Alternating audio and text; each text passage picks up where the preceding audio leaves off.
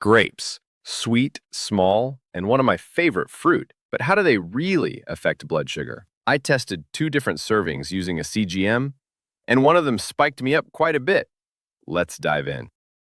First, I tested the ADA recommended serving, 17 small grapes, which weighed about 67 grams or 15 grams of carbs. As with my all test to get the unskewed results, I was fasting for a few hours before eating and also did not take any of my diabetic medication. So before I tell you the before and after results, for those who don't know, according to the American Diabetes Association, grapes are perfectly fine for people with diabetes, as long as you control your portions. A single serving is about 15 grams of carbs, or 17 grapes. They also say for diabetics, blood sugar should stay between 80 and 130 milligrams to deciliter before meals, and under 180 milligrams to deciliter 2 hours after eating. Okay, so back to the results. As I said, I was fasting for a few hours before the test.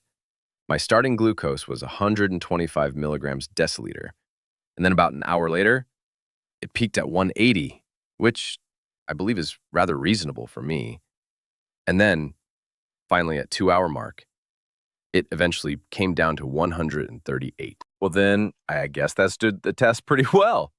Next, I tested a larger portion, 99 grams of grapes, which is closer to a big ham. To me, grapes are holy fruit right next to mangoes. Oh my God, mangoes. We'll do that one as well. But honestly, I'm scared, because if the numbers spike too high, I don't know if I have the strength to give them up. So maybe don't tell my CGM it's happening.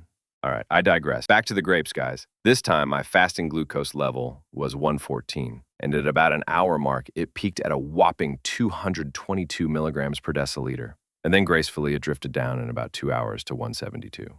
Same fruit, different portion. Very different result.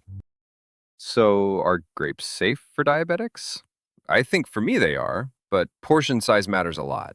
Even a healthy fruit like this can spike your glucose fast if you go overboard. But then again, they are my results, and everyone should do their own tests to see how they react to these fruits.